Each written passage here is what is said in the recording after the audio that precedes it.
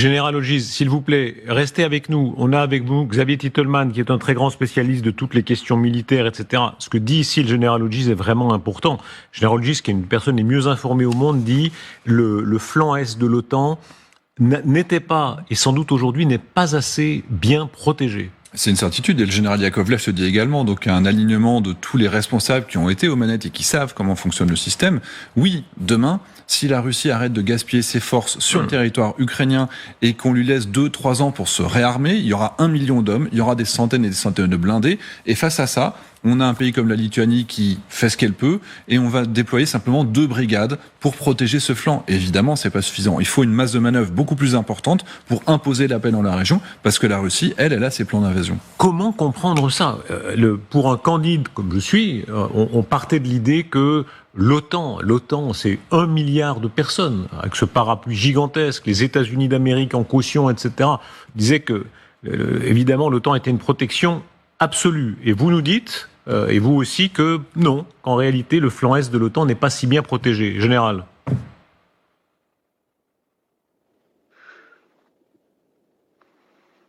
Général Benogis, je vous pose la question. Comment est-ce possible ? Comment est-ce que il peut y avoir une lacune de ce point de vue-là ? Il ne fait aucun doute que l'Alliance a des capacités, le niveau d'entraînement est très bon, donc je ne m'inquiète pas du fait que nos forces aériennes, notre marine, nos forces terrestres ne l'emporteraient pas en fin de compte. Le problème, c'est, comme je l'ai dit, la défense antiaérienne. Il n'y en a pas assez. Je ne pense pas, je ne sais pas si toute notre infrastructure civile est suffisamment préparée au conflit. Et je pense qu'on a encore trop de pays dans l'Alliance qui ne prennent pas encore la menace assez au sérieux. Si l'Ukraine échoue, ça ne sera que parce que les États-Unis, l'Allemagne et certains autres pays ont permis à l'Ukraine de tomber. Et si l'Ukraine tombe, ça veut dire que la Russie pourra ensuite absorber des dizaines de milliers de soldats ukrainiens qui seront forcés, qui seront embrigadés de force dans l'armée russe. Et il y aura des millions de réfugiés ukrainiens qui déferleront sur l'Europe pour échapper à l'armée russe, car ils savent ce que fait l'armée russe lorsqu'elle réussit une invasion.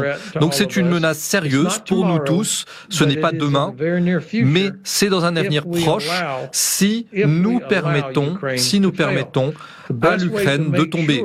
La meilleure manière de s'assurer qu'il n'y ait pas de guerre entre l'OTAN et la Russie, c'est de faire en sorte que l'Ukraine l'emporte contre la Russie en Ukraine. Vladimir Poutine, que va-t-il faire ? Que peut-il faire ? On a des images de Vladimir Poutine qui recevait, je crois que c'est le gouverneur d'Astrakhan en l'occurrence, mais il apparaît régulièrement, la télévision le montre ces derniers jours en affectant une situation normale, alors qu'évidemment elle ne l'est pas. Écoutez la déclaration qui marque la soirée, la menace de la part de Lavrov, le ministre des Affaires étrangères de Vladimir Poutine, disant « Nous allons clarifier », c'est le mot qu'il utilise, qui est évidemment lourd de sens quand c'est une puissance nucléaire de cette sorte qui parle, « Nous allons clarifier notre doctrine nucléaire ». Il est très important de comprendre que nous avons notre propre doctrine, y compris en ce qui concerne l'utilisation des armes nucléaires, qui est d'ailleurs en train d'être clarifiée et dont les responsables américains sont très conscients. Général Benogis, votre explication, votre clarification, si je peux reprendre le mot, sur ce qui vient de dire Lavrov, est-ce que les Russes, oui ou non, peuvent utiliser, selon vous, l'arme nucléaire tactique ? Monsieur Blinken, dans notre propre émission, disait « Oui, à un moment donné, nous avons eu peur de cela ». Est-ce que vous partagez ce point de vue ? Bien sûr, il faut prendre la menace au sérieux, car les Russes ont des milliers d'armes nucléaires et clairement, ils se fichent du nombre d'innocents qu'ils tuent, même dans leur propre camp.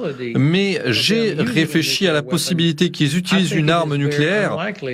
Et je pense que c'est très peu probable, car cela n'avantage pas les Russes d'utiliser une arme nucléaire. Le bénéfice vient de la menace, parce qu'ils voient que nous dissuadons nous-mêmes, nous hésitons, car la Russie menace comme l'a fait M. Lavrov. Donc s'ils utilisent une arme nucléaire, ça ne changera rien sur le champ de bataille. Et mon président a dit que la Russie souffrirait des conséquences catastrophiques s'ils utilisaient une arme nucléaire. La Chine et l'Inde ont dit à la Russie de ne pas utiliser d'armes nucléaires, non pas pour des raisons morales, mais parce qu'ils ne veulent pas que la manne pétrolière à laquelle ils ont accès aujourd'hui soit déstabilisée. Il n'y a pas d'endroit où les Russes pourraient utiliser une arme nucléaire tactique qui vaudrait le prix qu'ils paieraient pour son usage. Donc la peur que l'on a d'une escalade russe en Occident, d'une escalade nucléaire russe, est excessive et elle nous a provoqué un phénomène d'autodissuasion.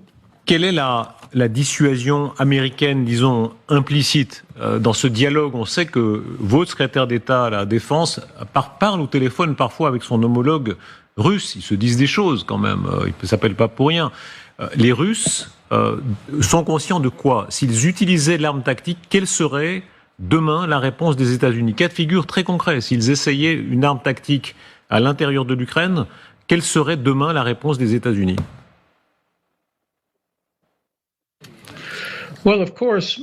Évidemment, cela dépendrait un peu du lieu et de la manière dont les Russes utiliseraient une arme nucléaire. Le président a eu raison de ne pas donner de détails sur le contenu de notre réponse. Il a simplement dit que notre réponse serait catastrophique pour la Russie. Mon évaluation, c'est que le Pentagone a préparé une liste d'options et le président pourrait choisir parmi ces options des réponses en fonction de ce qu'exactement les Russes ont choisi de faire. Ça serait sans doute une combinaison d'actions militaires kinétiques, c'est-à-dire létales, et une combinaison de sanctions économiques encore plus lourdes. Il serait improbable que les Américains utilisent une arme nucléaire contre les Russes. Les Américains n'en ont pas besoin. Nous avons suffisamment de moyens conventionnels pour détruire des systèmes russes de par le monde, des actifs militaires russes de par le monde. Je pense que nous ne ciblerions rien non plus en Russie parce que ça changerait un peu la dynamique, mais il y a beaucoup de cibles militaires partout dans le monde, en Ukraine par exemple, ou en Syrie ou en Afrique, des cibles qui pourraient être détruites et ça aurait des conséquences catastrophiques pour les Russes. Donc je ne sais pas exactement quelle sera la réponse, ça sera la décision du président. Mais si les Russes prenaient cette décision terrible, il y aurait une réponse.